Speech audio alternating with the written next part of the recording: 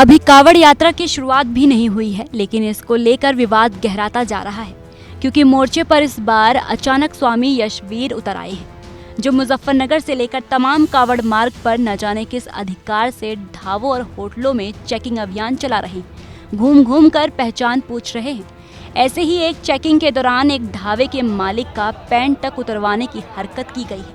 हालांकि इस पर देश भर में बवाल मचा, तमाम सियासी गलियारों में भी ऐसी हरकत करने की आलोचना की गई, लेकिन स्वामी यशवीर हैं कि मान ही नहीं रहे।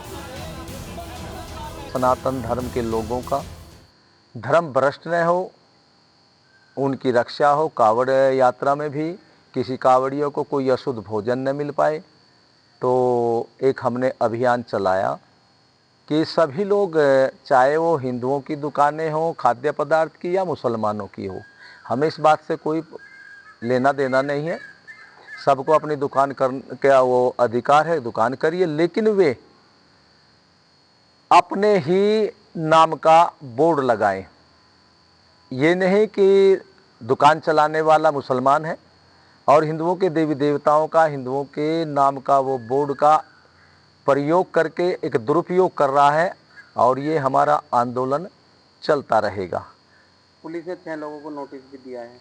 देखिए, इस आंदोलन में भागीदार रहने वाले 6 लोगों को नोटिस पुलिस ने दिया। ये तो खैर पुलिस का भाई कार्य है, हम पुलिस के संबंध में तो कुछ नहीं कहते, लेकिन जो नोटिस दिया है कानून के हिसाब से नोटिस का उत्तर तो दिया जाएगा, उत्तर देंगे। लेकिन यदि उन 6 के ऊपर झूठा मुकदमा पंजीकृत किया गया तो हम और भारत का कोने कोने का हिंदू समाज उन नौजवानों के साथ है, उन नौजवानों को अकेला नहीं छोड़ा जाएगा। स्वामी यशवीर की चेतावनी सुन ली आपने, लेकिन शंकराचार्य कावड़ियों को धर्म के लिहाज से कावड़ यात्रा के दौरान जिन नियमों के पालन का सुझाव दे रहे हैं, उसे तो पहचान बताने और छुपाने की नौबत ही नहीं आएगी। सुनिए शंकराचार्य क्या बता रहे हैं। और जो कांवर लेकर के भगवान के अभिषेक के लिए जा रहे हैं श्रद्धालु कांवरी है, उनसे ये कहना है कि आपका जो धर्मशास्त्र है, उस धर्मशास्त्र में शुद्धता के साथ साथ पवित्रता का भी विधान, पवित्र होकर केवल शुद्धता नहीं, पवित्रता के साथ आपको ये जलाभिषेक करना है। तो पवित्रता जो है वो बना हुआ भोजन जब हम खरीद के खाते हैं तब नहीं होता। हमारे यहाँ नियम है कि पकाया हुआ भोजन खरीद करके नहीं खाया जाता है। कच्चा अनाज का खरीदा जा सकता है, कच्ची सब्जी खरीदी जा सकती है। एक बार वो पका दी गई, भोजन के योग्य बना दी गई, उसके बाद उसको खरीद करके ना तो कोई बना हुआ भोजन सनातन धर्म वाला धार्मिक दृष्टि से बेचता है और ना तो खरीदा जा सकता है। खरीद करके मत खाइए। आप ऐसी व्यवस्था करिए कि जितनी देर तक नियम में है उतनी देर के लिए या तो पहले से कुछ सूखा ऐसा बनवा लीजिए तो अपने साथ रखिए और उसी को खा करके आप ये चक्कर पूरा कर लीजिए। अथवा कच्चा अनाज जहाँ पे रुके वहाँ पे खरीद करके दाल बाटी, बाटी, ये सब ऐसा है कि बिना बर्तन के भी बन जाता है।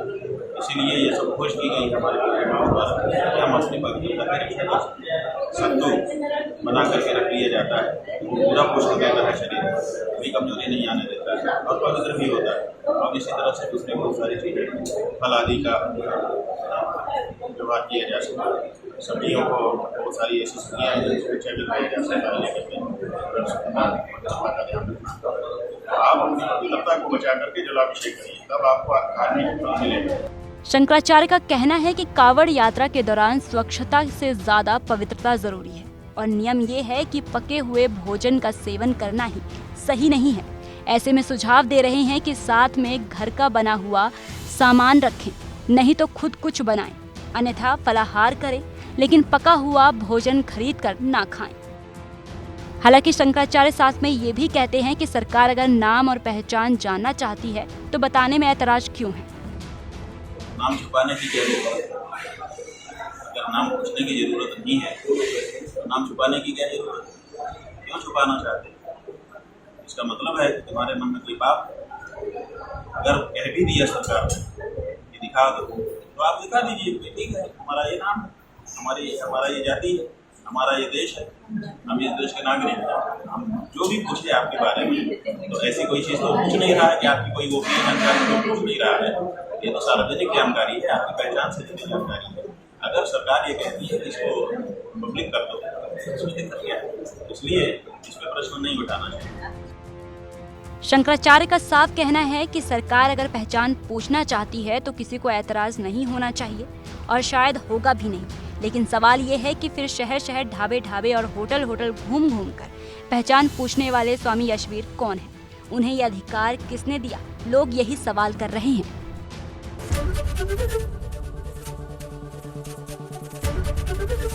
एबीपी गंगा, खबर आपकी, जुबान आपकी।